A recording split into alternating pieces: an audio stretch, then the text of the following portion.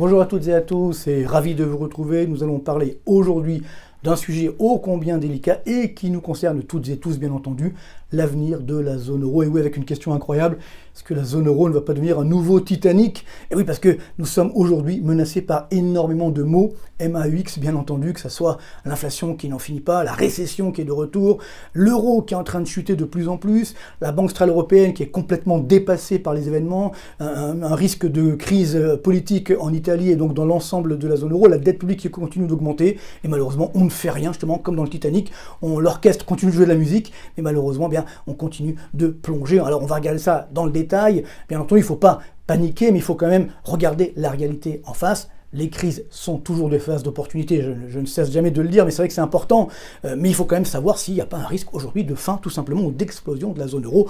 On va commencer tout de suite avec ce premier graphique qui représente donc l'évolution de l'euro-dollar. C'est assez incroyable. Au moment où je vous parle, l'euro est passé sous les 0,99 $ pour un euro. Vous voyez, c'est cet effondrement donc, de l'euro-dollar depuis déjà donc 2021 qui s'aggrave. Je vous rappelle qu'un tel niveau n'a jamais été enregistré depuis, regardez bien, octobre 2002. Vous voyez, il y a à peu près 20 ans maintenant.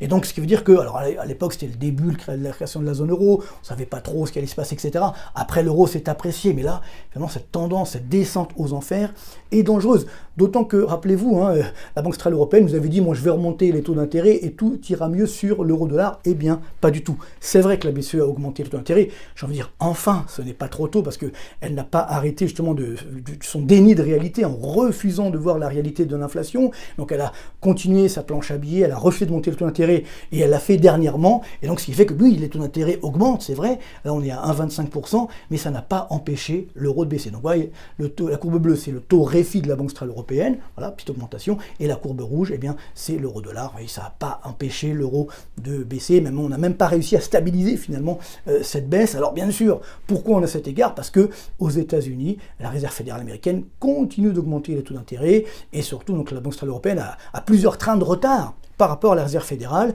On le voit ici, ça c'est le comparatif des taux d'intérêt entre donc, les États-Unis et la zone euro sur le taux d'intérêt monétaire. Donc en bleu, c'est chez nous, donc c'est la zone euro, le taux réfi. En rouge, ce qu'on appelle le taux objectif des Federal Funds. On va l'augmenter certainement aujourd'hui de 3,25% aux États-Unis. Donc vous voyez qu'on a un écart de 2 points, 200 points de base. C'est énorme. Ça veut dire qu'aujourd'hui, si je m'endette en euros et qu'ensuite je place instantanément donc en dollars, j'ai 2 points de plus de rémunération sur la monnaie, donc sans risque. Et ça aussi, ce qui permet d'avoir des arbitrages assez incroyables et donc même des spéculations contre l'euro face au dollar. Et donc la BCE, elle est bloquée parce que si elle augmente les taux d'intérêt, elle va encore casser la croissance qui est déjà pas là, puisqu'on est quasiment en récession. Et donc c'est tout le problème. La BCE aujourd'hui, elle court après la Réserve fédérale. Et encore une fois, n'oublions pas, c'est son erreur de stratégie économique. Normalement, il aurait fallu augmenter les taux d'intérêt dès 2021, quand ça commençait à aller mieux, ou du moins arrêter la planche à billets. Il y aurait peut-être eu d'ailleurs un peu moins d'inflation.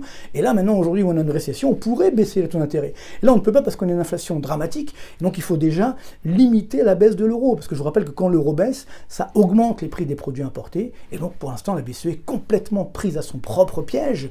Et ce qui fait que, malheureusement, on a cette crise de confiance vis-à-vis de la Banque centrale européenne et donc vis-à-vis de l'euro. Et en plus, pour ne rien arranger, il vient de sortir un chiffre assez incroyable. Vous savez que souvent on disait que la zone euro était protégée, qu'elle avait un excédent commercial, un excédent de sa balance courante, notamment grâce à l'Allemagne. Et voilà le chiffre qui vient de sortir pour le mois de juillet 2022. Donc là, c'est le solde de la balance courante, donc biens et services de la zone euro. Un chiffre incroyable, moins 19,9 milliards d'euros, donc de déficit courant de la zone euro. C'est du jamais vu, vous voyez, même en 2008-2009, on n'avait pas vu ça. Donc ça, c'est inquiétant parce que ça veut dire qu'on n'a plus cet avantage et que la zone euro doit trouver des flux d'investissement à l'étranger pour financer, évidemment, ce déficit. Et ça, c'est nouveau. Donc ça aggrave, bien sûr, la baisse de l'euro. Autre élément encore plus inquiétant, c'est l'inflation qui continue d'augmenter. C'est vrai qu'on avait eu un petit espoir avec la baisse des cours des matières premières. Malgré cela, l'inflation continue de flamber. Alors comment on le voit? Le chiffre vient de sortir, donc en Allemagne, Allemagne ce qu'on appelle les prix à la production, c'est l'indicateur avancé de l'inflation. Pour le mois d'août, regardez, c'est assez incroyable.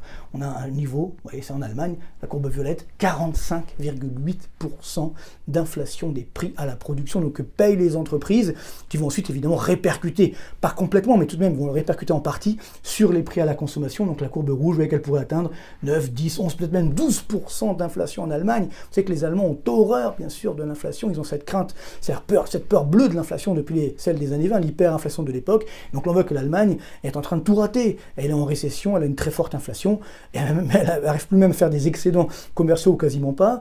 Et donc ce qui fait évidemment, comme l'Allemagne c'est la locomotive de la zone euro, si la locomotive s'arrête, le train s'arrête, voire il pourrait même dérailler. C'est un petit peu vraiment le danger aujourd'hui qui nous menace. Et donc, déficit extérieur, inflation qui n'arrête pas d'augmenter, et parallèlement, bien sûr, la récession qui est en train de s'installer. Donc on a vu ce chiffre, donc l'indice ZEW, donc de sentiment économique dans la zone euro. Vous voyez, on était sur des plus bas depuis 2008-2009. Ça c'est la courbe rouge. La courbe bleue, c'est la croissance de la zone euro. Mais évidemment, malheureusement, ça va s'effondrer. Donc on a vraiment la triple peine, c'est-à-dire une inflation élevée, une récession, donc ça s'appelle la stagflation, et parallèlement, on va voir tout à l'heure des taux d'intérêt qui augmentent. On pourrait même dire la quadruple peine, puisque l'euro continue de baisser, ce qui aggrave l'inflation. Alors attention, l'euro ne baisse pas que par rapport au dollar, il baisse également par rapport à toutes les autres devises finalement, et notamment le franc suisse. On n'arrête pas là aussi d'atteindre des plus bas face au franc suisse. Voilà, on est à quasiment 0,95, mais on est passé légèrement en deçà, 0,95, donc franc suisse pour 1 euro. Vous voyez la tendance effectivement de l'euro-dollar, oui, ça y est, l'euro n'inspire plus confiance. Alors encore plus fort, c'est que aujourd'hui, comme vous le savez, donc M. Poutine a annoncé qu'il allait mobiliser une partie de sa population, donc ça aurait pu faire peur, le rouble aurait dû s'écrouler normalement. Eh bien là non plus, l'euro face au rouble, vous voyez, on se maintient autour des 60 roubles pour 1 euro. Je rappelle qu'on était à 127 roubles pour 1 euro le 9 mars dernier, et qu'avant finalement la crise, je dirais, de la guerre en Ukraine, on était encore sur des niveaux de 84, et même, vous voyez, si vous regardez avant la pandémie, on était sur des niveaux de 70, là on est à 60. Donc ça c'est incroyable, même quand il y a des très mauvaises nouvelles sur la Russie, on pourrait avoir une guerre grave, dure, longue, etc. Et bien le rouble devrait s'effondrer, pas du tout. Vis-à-vis de l'euro, du moins, l'euro continue de baisser ou de stabiliser face au franc suisse, face au rouble, également face au franc suisse. Donc c'est ça qui montre que l'euro malheureusement baisse globalement, et ça c'est très inquiétant. Ça veut dire qu'il y a vraiment une crise de confiance sur l'euro et sur la zone euro, qui est bien sûr également liée à la flambée des dettes publiques, parce que pendant la pandémie, on va sauver les meubles grâce à la flambée de la dette publique. Et maintenant, on ne peut plus activer cette arme, puisque la BCE ne peut plus la financer, puisqu'elle n'a plus la possibilité de faire la planche à billets à cause d'une trop forte inflation. Donc là, on voit évidemment le top 5, la Grèce, l'Italie, le Portugal, l'Espagne et la France, qui ont une dette publique de plus de 115% du PIB, bientôt 120%. Alors il y a d'autres pays qui évidemment ont fait des efforts, et eux ne sont plus prêts à supporter effectivement les dérapages des autres pays. Donc là, la zone euro n'est plus un jeu coopératif, et notamment nos voisins allemands qui nous disent, il n'y a qu'à lire la presse allemande aujourd'hui, écoutez, ça commence à bien faire, nous on a fait des efforts, voilà dans quel état on est, et tout le problème est là, c'est que quand l'Allemagne allait bien, quand il y avait Angela Merkel, elle pouvait encore sauver la zone euro. Maintenant que l'Allemagne va mal, il y a de la récession, il y a de l'inflation, il y a un chancelier qui n'est pas vraiment crédible, et bien à ce moment-là, l'Allemagne nous dit, non, on ne va pas forcément vous aider. Donc ça revêt un risque énorme sur la stabilité, sur l'avenir de la zone euro. Et d'ailleurs, reflétant cette crise de confiance, au-delà de la baisse de l'euro, on a la poursuite de la flambée des taux d'intérêt des obligations d'État. Là, c'est assez incroyable ce qui est en train de se passer. C'est vrai que je l'avais annoncé il y a déjà longtemps. Ça a commencé, ça se calme parfois, etc. Mais voilà la tendance. Ça, c'est les taux d'intérêt donc des obligations d'État à 10 ans. En France, donc c'est en rouge, vous voyez, on vient d'atteindre 2,5%, un plus haut depuis octobre 2013. Alors ça, c'était pour le 20 septembre. D'ailleurs, aujourd'hui, le 21, on voit que la Banque centrale, certainement, est en train d'intervenir pour essayer de limiter la casse. Mais quand même, le mal est fait, 2,5%. On n'a jamais vu ça depuis octobre 2013. Même en Allemagne, 1,9%. Jamais vu depuis janvier 2014. Donc il y a bien quelque chose qui est en train de se passer, comme on dit. C'est-à-dire qu'il y a bien aujourd'hui un changement de mentalité. Les investisseurs se disent, on n'a plus confiance, effectivement, dans cette dette publique qui devient complètement folle, puisque là, on continue de vouloir l'augmenter, notamment en France, à travers des boucliers tarifaires, etc. Et voilà. on a aujourd'hui tout simplement un krach obligataire historique. C'est-à-dire que la dernière fois qu'on a vu un krach obligataire très fort, c'était donc en 1994. À l'époque, le taux d'intérêt avait augmenté de 2,8% en quelques mois. Et là, ça y est, on a battu, entre guillemets, ce krach obligataire entre janvier 2021 et septembre 2022. Donc, on a une augmentation du taux d'intérêt à 10 ans de la dette publique française de 2,9 points. Donc, nous vivons aujourd'hui un krach obligataire encore plus fort que celui de 1994 en France. Alors bien sûr, certains vont dire, oui, mais c'est pas grave, comme l'inflation est là, vous savez ce qu'on appelle le taux réel. Donc si on prend le taux d'intérêt moins l'inflation, donc comme l'inflation est plus forte que le taux d'intérêt, ça passe. Globalement, c'est le discours traditionnel, l'inflation paye la dette. Oui, sauf que le problème, c'est que si on a une trop forte inflation, à ce moment-là, ça casse l'activité économique. Alors donc, de deux choses l'une, là on voit l'inflation française, c'est la courbe bleue. Alors effectivement, quand on avait le taux d'intérêt au plus élevé à l'époque, l'inflation était beaucoup plus basse. Là, on est à plus de 6% d'inflation. Ça va malheureusement continuer d'augmenter, mais on le voit ici, ça veut dire que les taux longs peuvent continuer d'augmenter. Donc 2,5, c'est pas le plus haut. On peut aller à 3, 3,5, 4 certainement. Le problème, c'est que quand on a un tel niveau d'inflation, eh bien, ça casse l'activité économique. Donc, si ça casse l'activité économique, il y a une récession. Donc, vous n'avez pas effectivement d'emploi, vous n'avez pas d'activité. Donc, c'est-à-dire plus de dettes, plus de déficit. Donc, c'est malheureusement le cercle pernicieux qui est en train de s'installer. Donc, attention, ce discours qui est de dire, l'inflation, ça va payer la dette. Oui, peut-être, mais si cette inflation génère une récession dramatique qui alimente la dette, à la fin, on n'aura rien gagné. C'est bien ça qu'il faut prendre conscience aujourd'hui. Cette stagflation est extrêmement dangereuse, notamment pour nous, Français. Alors, bien sûr, il y a encore plus grave, ce sont nos amis italiens et grecs, où là, les taux d'intérêt, regardez, ça c'est incroyable, 4,5% en Grèce, on retrouve les niveaux qu'on avait déjà en juin dernier, et puis surtout en 2018-2019, et par contre l'Italie, 4,2%, c'est la courbe bleue ici, et regardez bien sur longue période, 4,2%, c'est un plus haut depuis l'automne 2013. Donc là, on a bien un choc qui est en train de se produire en Italie. Alors, le 25 septembre sera une date clé, parce qu'il y a effectivement les élections législatives italiennes. Si on a, je dirais, une majorité europhobe à la tête de l'Italie, alors là, évidemment, on ne sait pas ce qui va se passer. L'euro pourra encore fortement chuter, les taux d'intérêt vont encore fortement augmenter, donc ce qui cassera l'activité économique. On en reparlera bien sûr la semaine prochaine. Enfin, si jamais il y a une coalition qui se dégage des élections, parce que là aussi, il y a un risque d'avoir un cafouillage politique. Mais néanmoins, c'est vrai que ce danger est là. Et quoi qu'il arrive, j'ai envie de dire, avec une dette publique de quasiment 2800 milliards d'euros pour l'Italie, pour l'État italien, on comprend bien que ça va être compliqué de sortir effectivement de cette crise. Donc voilà pourquoi aujourd'hui la zone euro est menacée. Alors si on synthétise rapidement, c'est qu'on a des politiques budgétaires complètement divergentes, avec des dettes publiques qui flambent notamment chez nous, en France, mais également en Italie, en Grèce, etc. Donc on est très loin de ce qu'on appelle la zone monétaire optimale. Donc là, la zone euro, évidemment, elle ne peut plus perdurer, parce qu'il n'y a pas d'harmonisation des conditions fiscales, il n'y a pas de budget fédéral, enfin on ne peut pas stabiliser la situation. Également des graves tensions au sein de la Banque centrale européenne, notamment les dirigeants allemands qui tensent un petit peu Mme Lagarde en disant voilà, vous n'avez pas écouté, vous n'avez pas voulu augmenter les taux d'intérêt, voilà où on en est aujourd'hui. Donc là c'est un vrai problème, il va falloir un problème de crédibilité pour Mme Lagarde. Comment va-t-elle s'en sortir? C'est pas facile, mais encore une fois, elle s'est mise elle-même dans ce piège, ça c'est la grande difficulté.